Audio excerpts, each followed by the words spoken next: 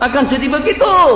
Kalau seandainya dengan tiap hari 12 batang, tiap hari 24 batang, ulama tib, ahli kesehatan mengatakan pengakuan daripada sejumlah sekian perusahaan-perusahaan yang memproduksikan rokok di Amerika, ternyata tidak kurang dari 599 bahan kimia yang dimasukkan ke dalam tembakau.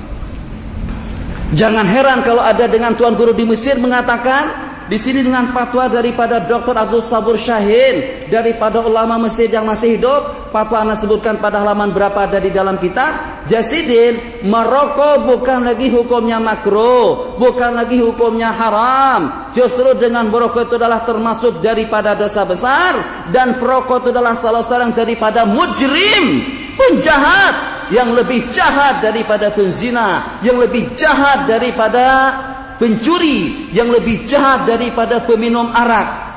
Jangan takajud, kita di sini berbicara secara terbuka mengenai rokok. Memang rokok sudah babnya gini, bab rokok. Jadi kita koyak habis-habisan sekawa semampu kita, nangkawa kita koyak, nangkawa kita bicarakan, sebab kita calon ulama yang akan menyelamatkan umat. Kalau memang merokok itu bagus, dengan merokok ilham datang, dengan merokok mukjizat datang, dengan merokok kita kawal, dengan berbagai aktivitas kita sehari-hari, dengan rokok kita pertahankan. Tapi kalau dengan rokok duit habis, kalau dengan rokok lingkungan akan berantakan, kalau dengan merokok paru-paru akan hancur. 90% kanker paru-paru disebabkan karena merokok. Itu bahasa ahli kesehatan. Sudah tadi dengan fatwa Dr. Qardawi, nang ditakunakan dan yang disebut dengan ahlul khibrah di sini, fas'al bihi khabira wala yumbiuka mithlu khabir. Itu adalah ahli kesehatan. Mereka sudah sepakat mengatakan merokok penyebab yang pertama 90% yang terbunuh, yang meninggal disebabkan karena dengan kanker paru-paru, itu disebabkan karena merokok. Jadi kalau dengan keterangan yang kita sebutkan tadi, statistik itu ada kita buat dan kita sebutkan pada kitab yang pertama. Sebagaimana kita sebutkan tadi, mengurangkan usia kita tiap batang rokok tidak kurang daripada 12 detik. Dengan sejumlah sekian umur. Al-umrul iftiradi, a'maru ummati, sabda Nabi, umur daripada umatku daripada 60 sampai kepada 70 tahun. Kalau sampai 70 tahun, tidak kurang daripada 20 tahun yang tersita, yang tersia-sia, yang terkurangkan daripada umur kita tadi disebabkan kena merokok. Hampir dipastikan oleh mereka, kalau dengan seseorang merokok sejak kecilnya, itu akan meninggal dunia pada lingkungan usia 50 tahun. Coba aja, hitungi aja, nang hebat-hebat, nang jaga-jaga merokok di kampung-kampung itu, nang jaga-jaga, nang merokoknya dari sejak kecil, daripada umur 10-an tahun, insya Allah pada umur 50 tahunan akan mampus dengan bahasa Amuntai. Kenapa jadi begitu? Segala-galanya dengan takdir memang sudah ditetapkan Allah, betul. Tapi juga dalam waktu yang sama, takdir Allah tidak berarti akan mencegat dengan leluasa seseorang. Tetap dengan ikhtiar itu ada, disebabkan karena dia merokok akhirnya meninggal cepat. Apakah kira-kira dengan kita di Pemangke, calon kiai, calon ulama, kita menghimbau kepada ulama kita seberatan yang ada di Indonesia, apakah dengan kita yang dimaksudkan tugas kita sebagai seorang ulama untuk kita menaburkan kebaikan, untuk kita menaburkan kesehatan? Bagaimana dengan masyarakat kita? Sehiyan, jasmanian, dengan ekonominya kuat, dengan kesehatannya kuat, dengan segala-galanya rapi, dengan segala-galanya teratur. Kalau ketika dengan ulama yang memasyarakatkan sesuatu yang tidak baik, yang memasyarakatkan sesuatu yang janggal, bagaimana perkara tersebut tidak akan memasyarakat? Kalau dengan kita ingin tahu memasyarakatnya berbagai perkara yang janggal di Indonesia dan juga di mana saja, justru diantaranya disebabkan karena ulama. Kita kan supaya orang selamat, supaya orang yang sehat, supaya orang jadi baik, supaya orang jadi mulia di hadapan Allah. Lalu bagaimana dengan sikap seorang ulama? Justru dengan hadis yang terakhir nanti yang kita sebutkan di dalam kitab, menyebabkan malaikat jadi benci dengan umat. Al-malaikatu tata'azza mimma yata'azza minhu banu Adam. Sesungguhnya dengan para malaikat merasa terganggu dengan segala sesuatu yang mengganggu anak manusia, anak Adam. Jangan memakan bawang putih, jangan memakan bawang mentah. Man akala min hadhihi syajarah fala yaqrabanna masjidana. Yang memakan bawang putih, bawang mentah, jangan sekali-kali masuk ke dalam masjid kami. Li'annal malaikata tata'azza mimma yata'azza minhu banu Adam. Sebab dengan malaikat merasa terganggu dengan segala sesuatu yang mengganggu anak Adam alaihi salam. Jadi kalau nangke itu, coba bang bandingkan bawang putih itu baunya nangke apa? Bandingkan antara bau bawang putih dengan bau orang merokok. Kalau orang makan bawang putih, baunya tuh kadang lengket pada pakaian kita. Dinamor, sedap malam, berut, Aramis, Sambati, malaikat subuh, tuh ngaran-ngaran minyak harum di Malaysia. Malaikat subuh, apalagi Harun bin Ali, Harun Nasution. Misalnya, kalau ada ngaran-ngaran minyak harum nang kita, kalah dengan bau rokok. Kalau kita percaya, sering kalau dengan kita mencium telapak tangan kiai, kalau kiai itu berokok, lebih keciuman bau rokok di tangan sini daripada bau minyak harum yang kita cium. Kada percaya jangan cium tangan kiai lagi. Terserahlah nangke apa redaksinya.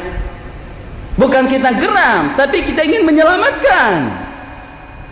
Yang kalau dahulu memang masih remang-remang. Yang mengatakan makruh sebab orang yang merokok kada garing. Yang mengatakan mubah sebab tidak ada kesannya. Duit banyak, perekonomiannya oke.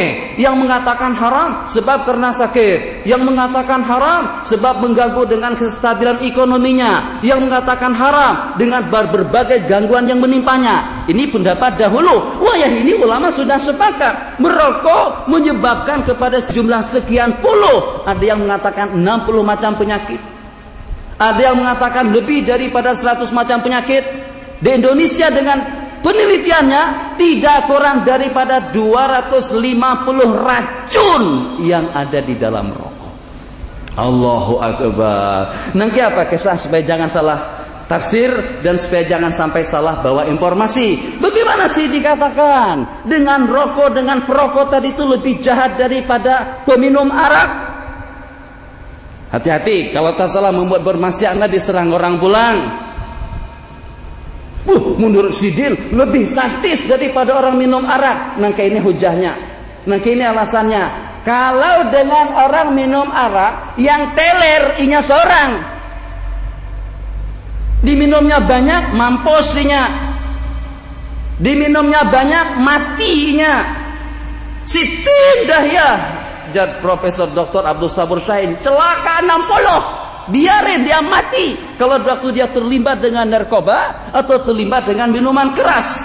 Tapi perokok rasanya tidak puas kalau cuman dengan jantungnya atau dengan paru-parunya yang terbakar. Rasanya tidak puas kalau dengan dia yang terseksa, dia yang menderita, dia yang sakit, yang sehingga dengan dia juga ingin orang sakit. Itu nanti dikatakan mujrim, nah dikatakan penjahat, yang dikatakan lebih jahat daripada yang melakukan zina. Orang yang berzina dia akan masuk neraka sendirian.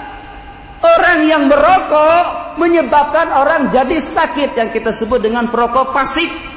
Statistik yang berbicara di Amerika sudah kita sebutkan. Kita berbicara dengan angka sekarang ini, sejumlah 400.000 yang meninggal dunia akibat kena merokok. Statistik yang ada di Indonesia yang meninggal dunia pada tiap tahun akibat kena merokok tidak kurang daripada 57.000. Jadi di sini disebutkan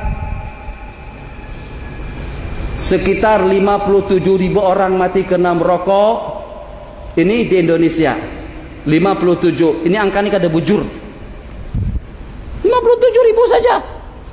Di Amerika tiap tahun tidak kurang daripada 400.000 yang meninggal, 350.000 kena merokok, dan 50.000 kena pada disebut al-tadkhin ala iradi, perokok pasif. 50.000. Ini di tempat yang tertutup. Kalau kamu hendak merokok, tuh hakikan hak asasi. Oke, kada ada masalah, hak asasi kita. Tapi juga hak asasi anak-anak kita ini dengan udara yang bersih. Kenapa dengan ente bunuh anak? Kenapa dengan ente kotorkan bau baju anak? Anak tadi pakai parfum datang kemari. Kenapa hilang baju bau harum kita? Kenapa bau bosok kita? Kenapa bau rokok kita? Disebabkan karena dengan kita dalam sebuah ruangan yang tertutup bersama orang yang merokok. Berbicara masalah hak asasi manusia, kalau seandainya dengan perokok merasa bebas untuk merokok, sebab itu adalah hak asasi dia, kita juga punya kebebasan untuk tidak menghirup asap rokok dari siapa saja. Nah, itu dengan bahasa ahli kesehatan. Sehingga di negara-negara maju terpampang dan ditulis, kalau hak Anda untuk merokok, hak saya untuk menghirup udara yang sehat, dengan udara yang segar, yang tidak tercemarkan dengan bau nikotin. Yang sebagaimana dikatakan, 1 miligram nikotin kalau seandainya disuntikkan dengan perantaran urat yang ada pada anggota tubuh seseorang, kalau dimasukkan dengan perantaran jarum langsung menjurus kepada urat yang ada pada anggota tubuhnya, seketika itu juga dia akan mati. Itu bukan kita juga yang berbicara seperti itu bukan anak. Yang berbicara seperti itu bukan ulama ahli fikih, bukan ulama ahli hukum, bukan ulama ahli hadis, ulama ahli kesehatan yang menyatakan dan juga yang membuat statistik yang seperti itu. Berapa sih kira-kira dengan keuntungan yang diperoleh di Indonesia? Ini bahasa koran, Indonesia negara perokok terbanyak ke-7. Naden, Ganalidin. Baik kelihatan, Banjarmasin Post, Radar Banjar, terbitan hari Jumat tanggal 5 bulan 4 2003, dikatakan yang nomor 7, orang yang nomor 7 di segi perekonomian yang kuat, kita yang nomor 7 di segi jumlah perokok yang terbanyak, kada kurang daripada 100 juta di wadah kita atau di Indonesia yang candu merokok. Sudah kita hitung 100 juta kali 3.000 saja, tiap hari kita membakar tidak kurang daripada 300 miliar. Ayo, siapa yang mengatakan merokok haram? Duit 300 miliar dibakar tiap hari. Mohon maaf, bukan Anda dengan bahasa yang kasar. Bahasa statistik yang Anda nukil di sini masih dikatakan sebuah kitab bengaran, Al-Mudakhinu mazala tiflan. Perokok itu masih kanak-kanak kecil. Satu. Dengan bahasa yang lain, orang yang merelakan kepada dirinya dengan mengisap rokok tiap hari, itu justru kena dengan pemikirannya yang tidak waras. Ingat, itu bukan bahasa anak. Bahasa itu ada dalam kitab. Itulah anak katakan, ini fatwa ini kumpulan daripada pendapat-pendapat ulama yang berkata seperti itu. Masya Allah, tabarakallah, pian jai. Halaman berapa? Halaman 11. Fatwa daripada Syekh Muhammad Sulaiman Kurdi di sini. Halaman 15 disebutkan, qala inna syafa'atal auliya mamnu'atun fi syurbit tumbak. Buka kitab Bughyatul Mustarsyidin, ada di rumah, ada Bughyatul Mustarsyidin. Cari di situ. Halaman berapa disebutkan? Cari seorang.